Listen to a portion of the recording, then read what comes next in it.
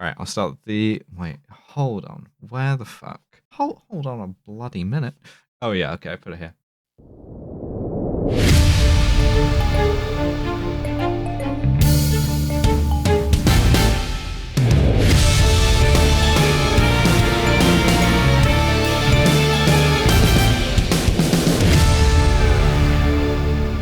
I love a Devon bonus episode. Oh, yeah. Oh, Police yeah, Story baby. 2. Thanks for coming. I mean, It's Police Story 2. Yes, yeah. If you remember Police Story 1, it's more of that. And who wouldn't love more of Police Story 1? No one. A fool, that's who. Tell you who wouldn't love more of Police Story 1? Criminals. That's right. Finally, we're telling a story about police. It's been a minute. And the thing about the police is they're cool. We're going to find that out Sick for the course of nasty. about 2 hours. Mm. And the thing is, I'm all on board for this one from second one. Part of it because I love the whole aesthetic around this era of movies now because of you, because you've taught me this, Dev. I love this kind of shit, yeah. I love the old fucking Golden Harvest titles. I settle in, I see the thing, I'm like, well, if it's a Golden Harvest production, do go on. We're in safe hands, and those hands are beating the shit out of us. Hong Kong in the 1980s. Very Yeah, aesthetic. same. Bad to live in. Yeah, I've now, lost the girls.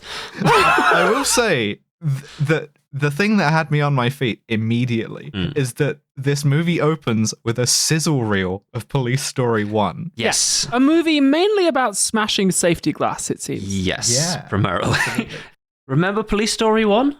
I didn't, so thank God for this, really. He had the thing with the bus, he had the thing with the sliding down a big chandelier, all of this. Yeah. Listeners, if you haven't listened to our episode on Police Story 1 or aren't familiar with it, Police Story, the series, stars Jackie Chan, extremely famous martial artist and actor. The first one was a movie about a cop who, goes to any lengths to get the bad guy, and also in the course of that encounters his nemesis, Safety Glass, which he just destroys at every opportunity. So much safety glass is broken in both the previous film and this one. He has a sort of comic double act of superiors, Uncle Bill and Raymond. Yes.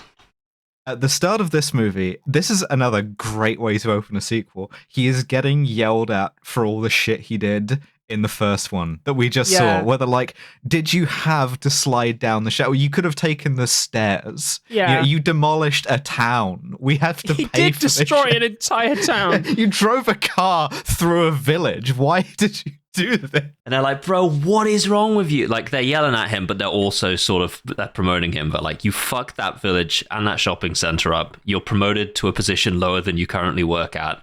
The mission completely successful. We're so mad at you. Yeah. Jackie Chan, you're a loose cannon cop who goes outside the law. You're a wannabe hero, but we just need workaday cops. So we are demoting you to traffic cop, basically. Yeah. Intercut with this is sort of footage of a bunch of the tractor from a tractor trailer, trucks, but just truck cabs, all yellow, in a convoy of 12 of them, just ominously moving up the motorway towards Hong Kong. Just and you're before that though, there is this very funny line where they talk about all the stuff he smashed up and how expensive it was. Jackie Chan has a line where he goes, the taxpayers understand that catching criminals takes resources. Yeah. Which is it's really kind of sweet that he believes that his ultimate boss is the taxpayer. That's quite fun. Yeah. But so these trucks are moving up the highway, and I'm like, oh shit, this is ominous. Yeah, These must be the antagonists of Police Story 2, some kind of truck gang, right? Yeah. That's amazing, The amazing Decepticons? conceptually. Yeah.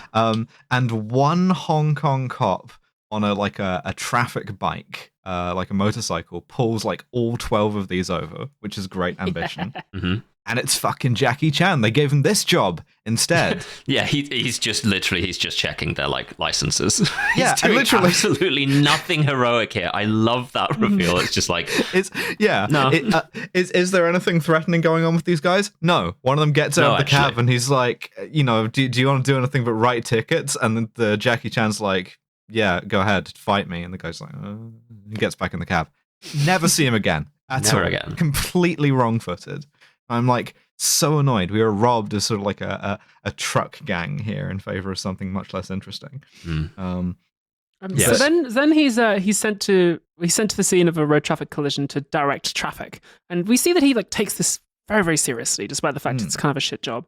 His girlfriend May from the first one is there, and she's like, "Oh, you know, I brought you a drink, and like you look handsome in uniform." And he's like, "I cannot drink this like can of Monster you've handed me because of the eternal dilemma of the street cop. Where do I piss?" It's true. Which, also the eternal dilemma imposed on us by the street cop. The eternal dilemma imposed on me on a couple of levels in my life. But yeah, so he's doing his job. He's directing traffic, and in the course of this, a silver Rolls Royce pulls up. Hell yeah! Sick nasty. Hell yes! And it's the bad guys from Police Story 1. Chuto and his like henchman, the Smithers to his Burns, John Coe. Yeah. So good. John Coe is so fucking funny in this. He does the funniest fucking thing here. He's like, he taunts Jackie Chan, where he's like, they let me out of prison after I did all that shit because I got super ill. It's called compassionate release. And you're meant to be like, oh, damn, he fucking faked this shit with the woke authorities and he's pulling the wool over their eyes. No. As we later find out, he is actually fully dying. He really is dying. Like, he says, I've got 3 months to live. He's like, they let me out of jail. I got 3 months to live.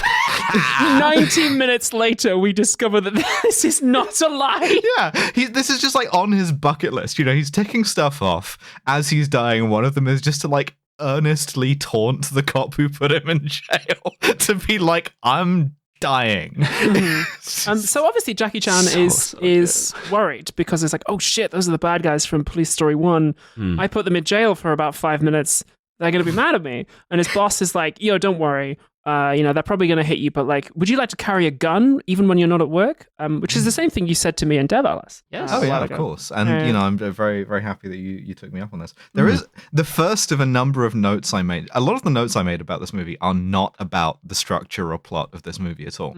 And this has got to be useful when it comes to synopsizing it for the podcast. Oh yeah. So there's a lot of stuff in this movie that's like, Hong Kong in the 80s was so fucking weird and colonial. And one of them is that this scene takes place in the car park of the Royal Hong Kong Police, right? Outside one of their police stations. And in the background is a van that says Mobile Canteen on it. And I need desperately more than anything to know what the fuck they were serving in the like British colonial Hong Kong police mobile canteen. Because if they invented fusion cuisine 10 years early for cops, that's like builder's tea and wontons. Like what the fuck was going on there? They probably just gave them British food. Yeah.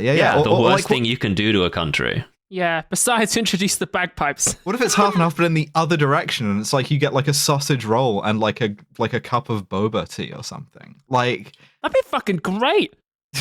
That'd be fucking great. Sausage roll and boba tea. I'm gonna go down to Chinatown and get that later. Like, yeah, sounds fucking sick. So anyway, he goes out with May on a date, and he's a little bit anxious because he thinks they're gonna turn up and like kick his ass from Police Story 1.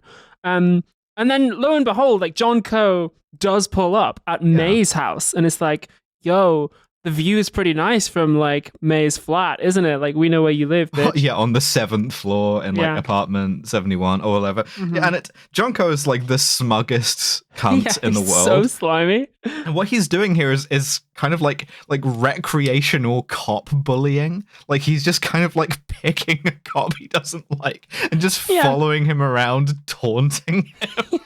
And the funniest thing, him, like obliquely. but like it's mostly on the sort of thing of like showing up when he least expects it to heckle him. And the funniest part of this is that within the sort of conceit of Police Story 2, there is nothing the cops can do about this. Like they're just like, no, sorry that he shoved you into a locker that time, Kakoi. It's like it's gave you a rough. wedgie. Sorry. So May goes up to the flat, and she's looking at this encounter happening over the balcony, and she tries to throw some water over the balcony to hit John Coe, but he expertly ducks out of the way as Jackie Chan tries to punch him, and Jackie Chan gets like covered in water, and John Coe just like drives away like it's great. Oh, I'm gonna have to stop you there. That's as much of this episode of Kill James Bond as I can let you listen to. Unless... of course, you head on over to patreon.com/killjamesbond, all one word, and sign up today for £5 a month. £5 a month will give you access to all of our bonus episodes, our entire backlog, where to ask the questions for Q&As, and above all else, it'll let me continue to do this for a job as Twitter collapses and Patreon decides that it wants to change its layout. Just keep going. Just keep sending the money to Devon. Don't ask any fucking questions, all right?